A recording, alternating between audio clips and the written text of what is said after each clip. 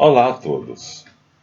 Estamos aqui na continuidade da gravação da nossa série Aprendendo a Ler, que também é simultaneamente aprendendo a falar, aprendendo a escrever, e tem tudo a ver com aplicando o que já ensinamos de aprendendo a pensar. Bem, onde nós ficamos? Nós ficamos na Idade Média.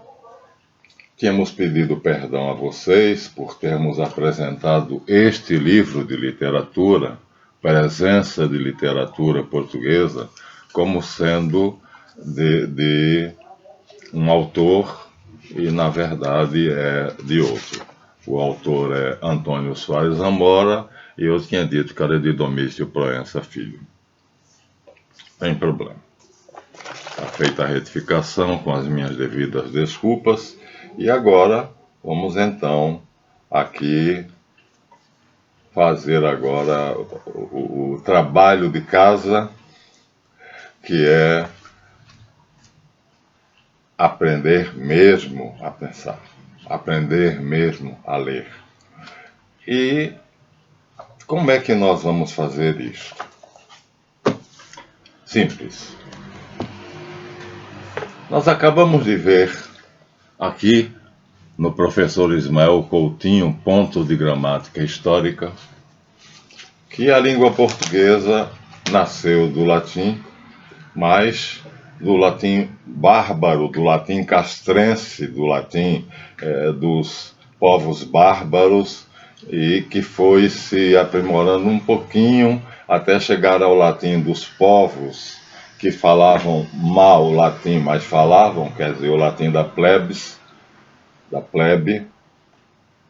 e a partir dessas evoluções, sucessivamente, os dialetos de cada região do Império Romano foi se tornando, se fixando, tomando uma forma, se acomodando à gramática vigente, né, a gramática latina, que é greco-latina, e terminou por constituir os estados nacionais com as suas línguas, como o catalão, o português, o francês, o espanhol, o italiano e outras línguas tantas. Bem, se vocês abrirem uma gramática, a primeira coisa que vocês encontrarão nela é ortografia.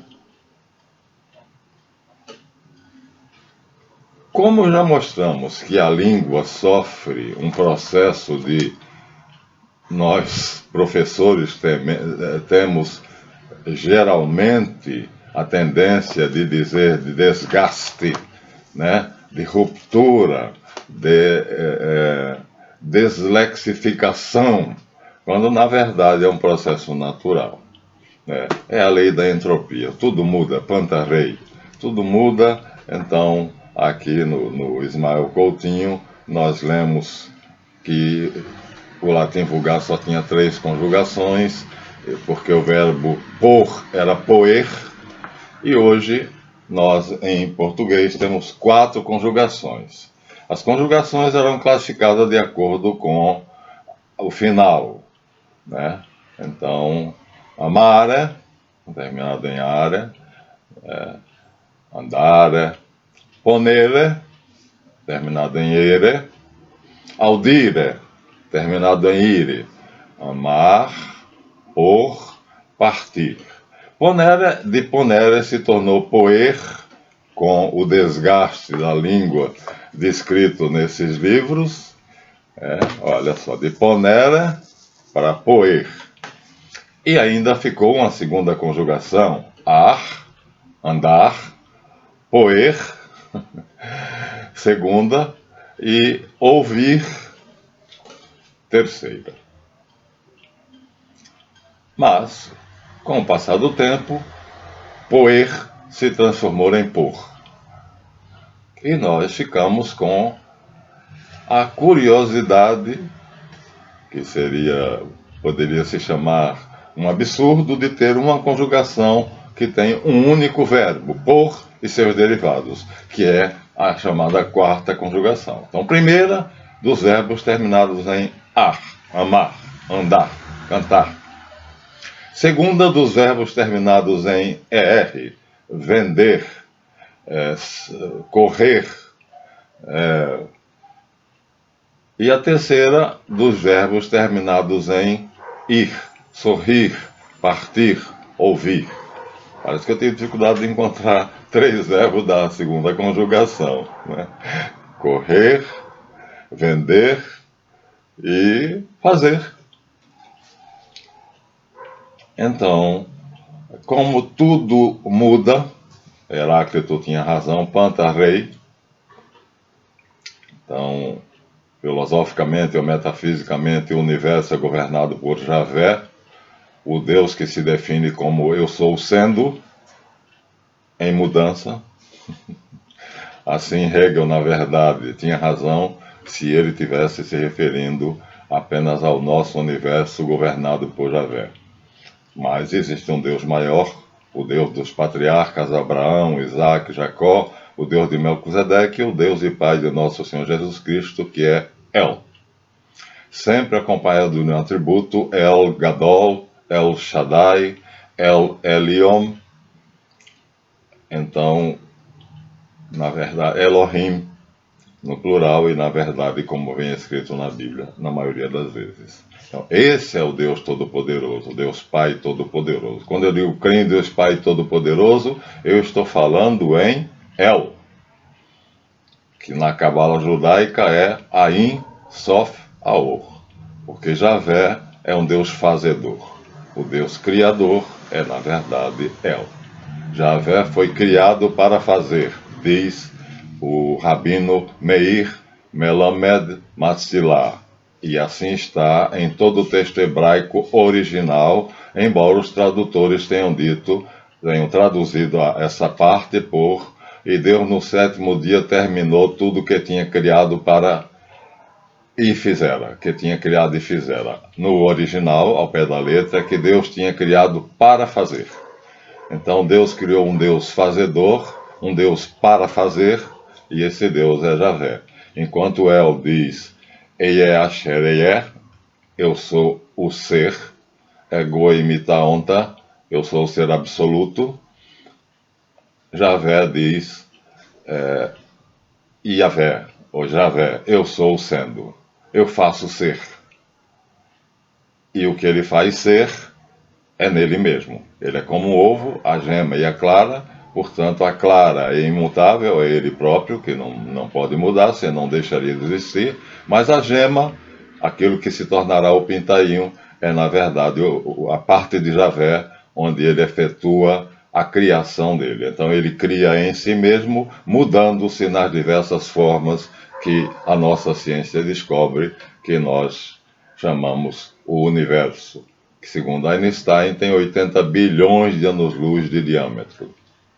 Deixemos agora essas questões metafísicas e vamos aqui à leitura. Então não adianta aprender muita coisa em determinado tempo, portanto, o que estava valendo na minha geração em termos de ortografia, falávamos de ortografia, já não vale mais. O que vige atualmente, professor Malanfi, vige? Sim, o que está vigente.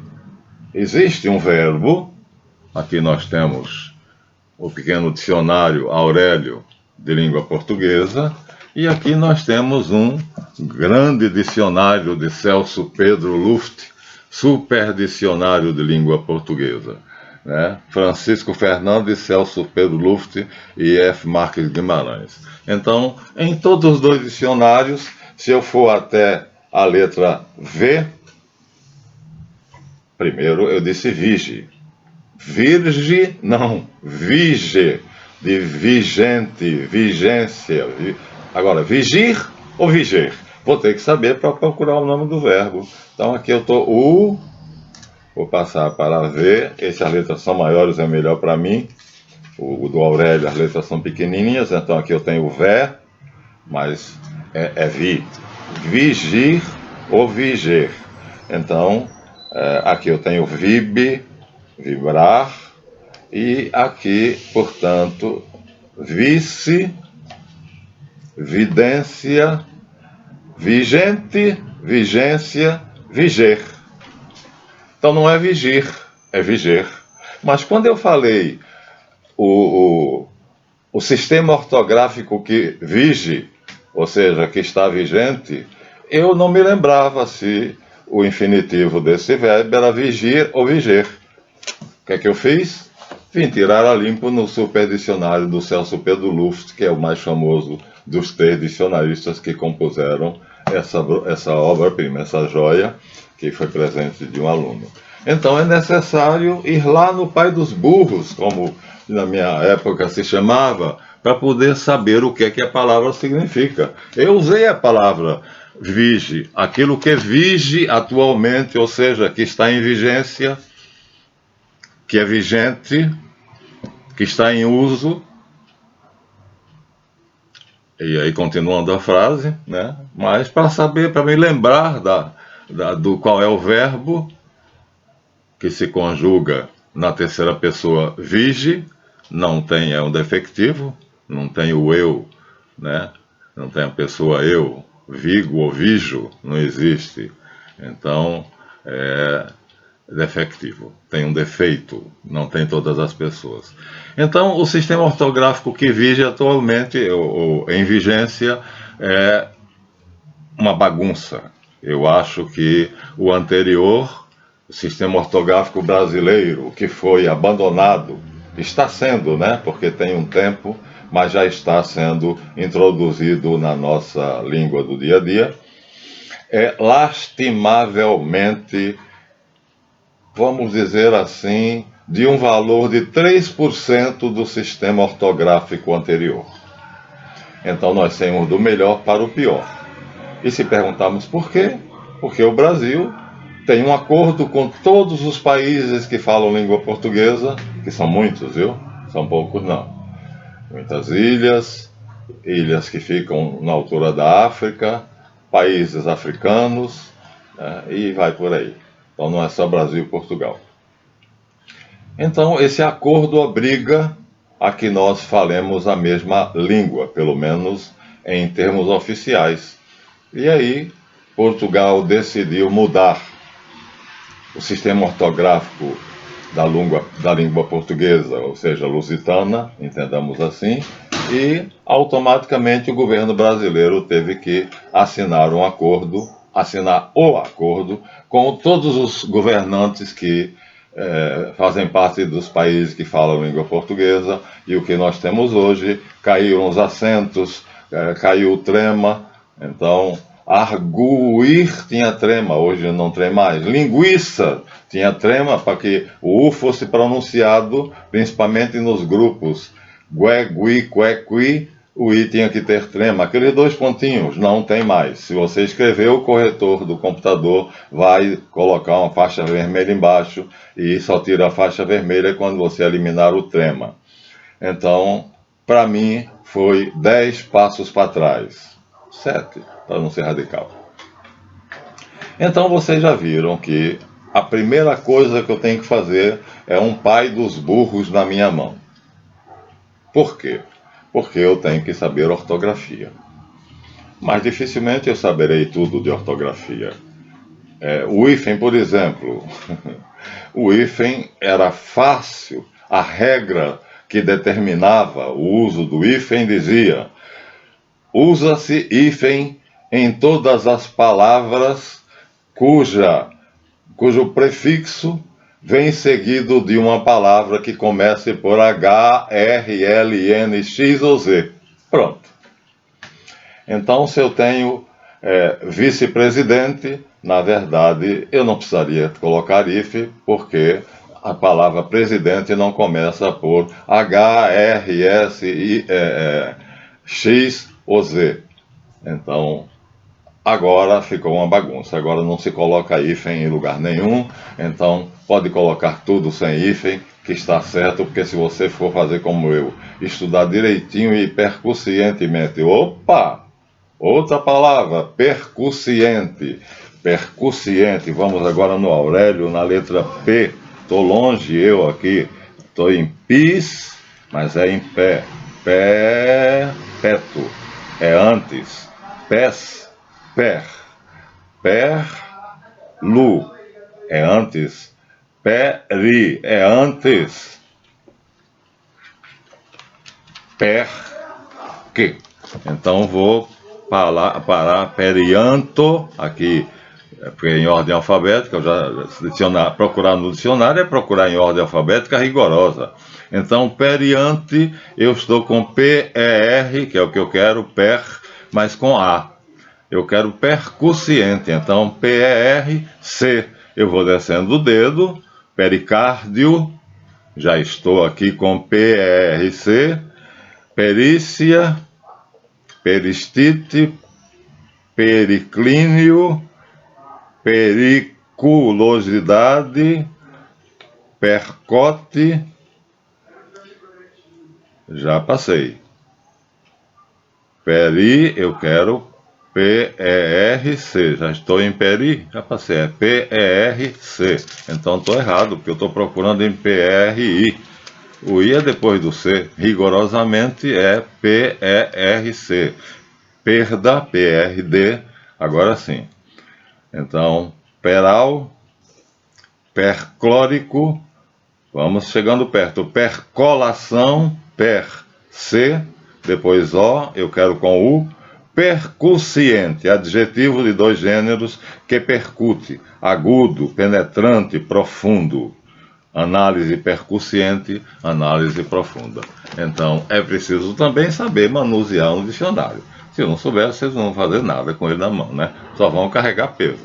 Então, tem que ser, a busca no dicionário é rigorosamente alfabeta. As palavras são de A a Z e cada palavra vai seguindo isto, rigorosamente em ordem alfabética. Por isso, quando eu estava no vocábulo peri, já tinha passado de per-se, porque percussiente é P-R-C. E o C antes do I, A, B, C, D, E, F, G, H, I. Então, A, B, C, estava lá atrás. Eu procurando no peri, jamais encontraria percussiente, que é P-E-R-C-U. Assim é que nós lemos. Primeiro de que tudo, um ou mais bons dicionários. No caso aqui são equivalentes, tanto faz um quanto o outro. Segundo, o texto. Então, vamos para aquele texto que eu mostrei para vocês, que é será que eu vou encontrar o Cantar de Amor de Paio Soares de Taveirós? Não sei se vou, não marquei, mas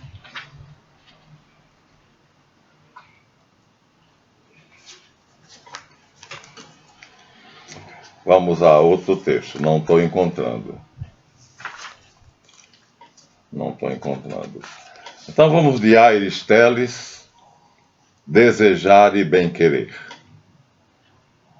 Desejar e bem-querer são, senhora, tão parceiro, que os amores verdadeiros sem ambos não podem ser. Porque a causa querer bem, o deseja, o efeito, amores que este não tem. Não me negará ninguém que não tem o ser perfeito. Então, Aires Teles vai... Aqui nós já não temos as palavrinhas do lado, olha. Ou seja, para ler um texto medieval, você tem que ter uma palavrinha do lado, que é para poder lhe dizer qual é o significado da palavra do texto, ou do lado ou aqui embaixo. Então aqui eu tenho, por Deus Senhor, nós já sabemos que Senhor não tinha feminino, pode ser senhora.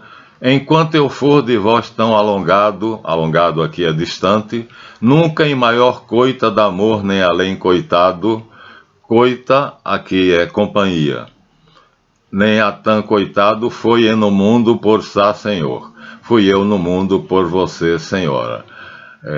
Também que fosse nado, penado, penado. Assim que fui nascido, penalizado, sofrido, sofrido. Então era necessário virem essas glosas, que são pequenas palavras, que agora, aqui em Aires Teles, já não vem. Por quê? Porque o português já é semelhante ao nosso.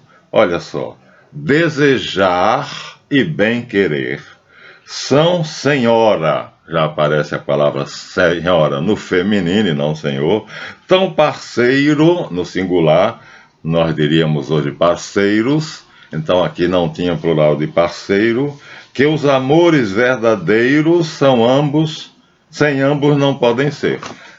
Então, desejar e bem-querer são, senhora, tão parceiros que os amores verdadeiros sem ambos não podem ser.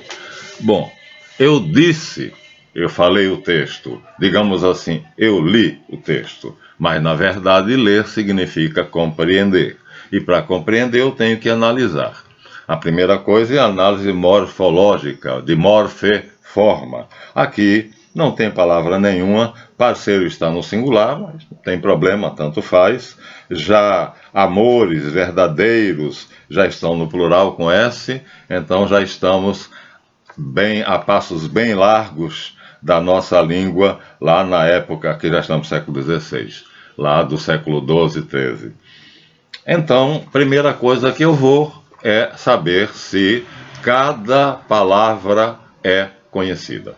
Eu sei o que significa cada palavra do texto, como no caso da palavra percussiente e como no caso da palavra vigir. Eu tenho que saber. Se eu não souber o significado de cada palavra, eu não vou entender.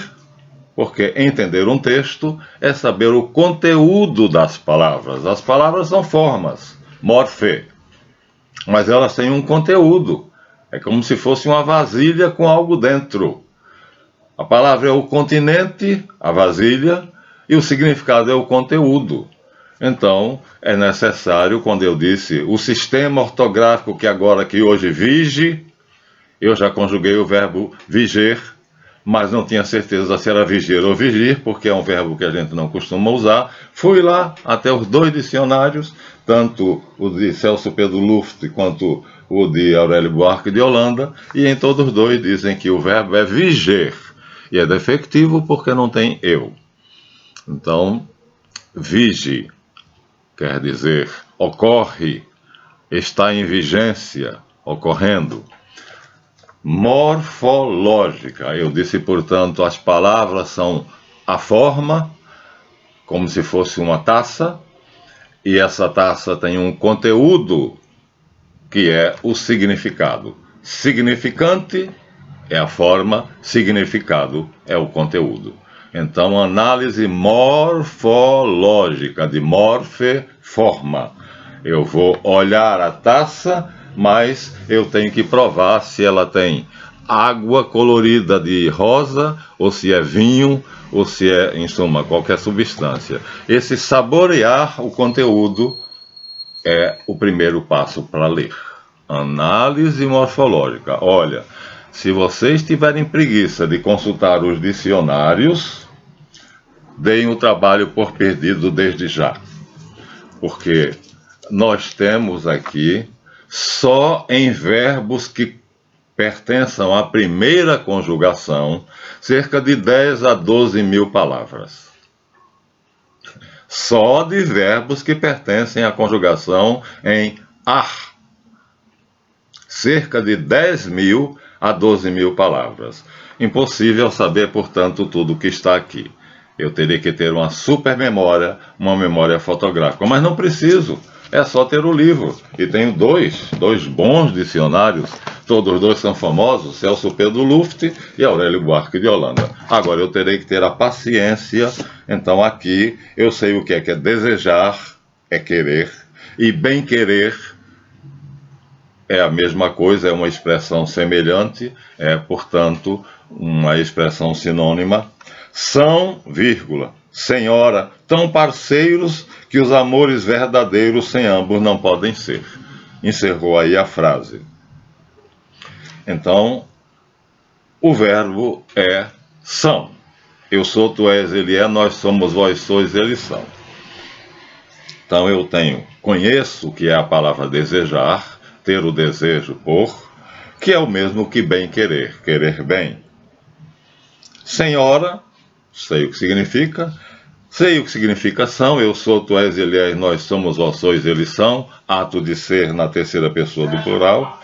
Tão parceiros, quer dizer, de certa forma interligados, intensamente interligados, que os amores, aqui, as formas de amar, mas ele está falando poeticamente, portanto, o verdadeiro amor, mas ele usa a palavra verdadeiro, os verdadeiros amor, ou os amores verdadeiros, sem partícula de exclusão, ambos, os dois, não, negação, podem ser. Um advérbio de negação, podem, verbo poder, ser. Já sei, portanto, morfologicamente, o conteúdo de cada palavra, ou seja, forma e conteúdo já estão sob meu domínio.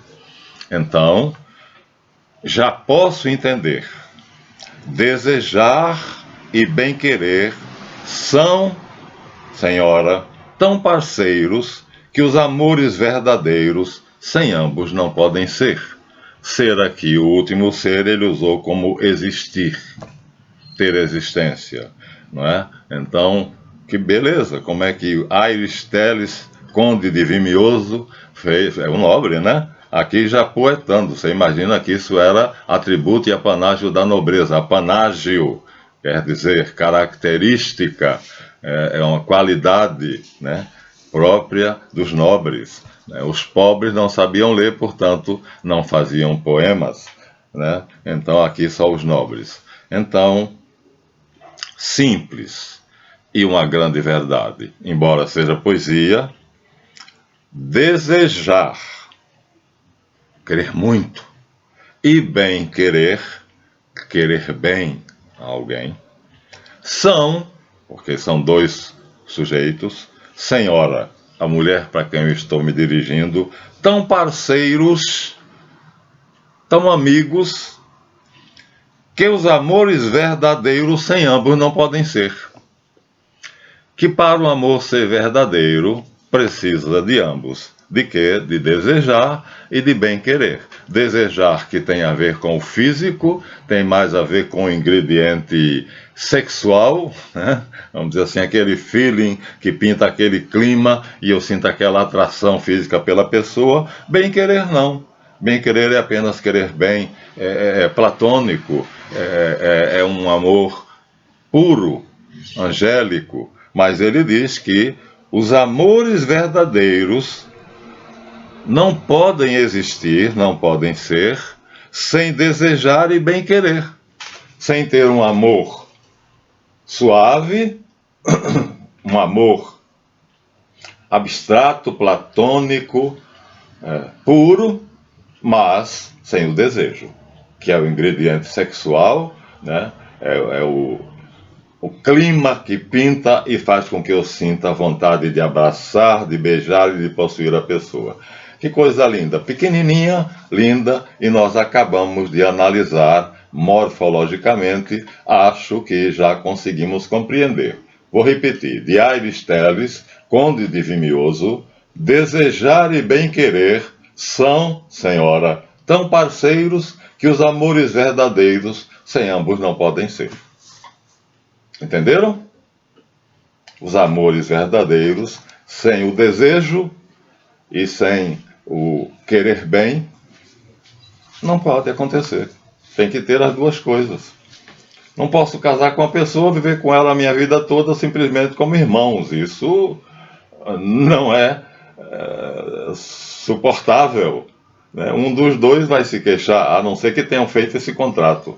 Então é necessário o bem-querer, que é um amor abstrato, querer bem, amor universal, mas é necessário também a força, a flama do desejo, que impere um corpo para o outro corpo, nos lençóis da blusa, nos botões da blusa que você usava, e que pouco a pouco desabotoava. Então, acabamos de fazer a leitura de um pequenino poema do século XVI, que foi escrito por um nobre palaciano, Aires Teles, o Conde de Vimioso, com o nome de Trova. Então, um rei trovador. Bem, vamos continuar fazendo isto. Então, nos próximos teremos que fazer isso, mas além da análise morfológica, teremos que seguir o segundo passo, a análise sintática. Léxica vem primeiro de cada palavra, lógica vem segundo. Então, a análise léxica é do léxico, da palavra, do conteúdo de cada palavra. E lógica, segundo as regras do bem pensar. Aquilo que nós fizemos a série nas nossas primeiras gravações, Aprendendo a Pensar. Bem, eu espero que tenha sido claro. Foi uma trova pequenininha e nós vamos parar aqui, pois já excedemos os 30 minutos. E na esperança de ter trazido para vocês, nem que seja mais um pouquinho, o gosto pela leitura, pela cultura, pelo bem falar e, enfim, né, por aquilo que nos torna cada vez mais civilizados. Né? Os ingleses dizem fala e dir-te-ei quem és. Obrigado, não se esqueça de dar seu like, se quiser se inscreva no canal. Né? A série é Aprendendo a Ler e o canal é Guia dos Perplexos. E até a próxima.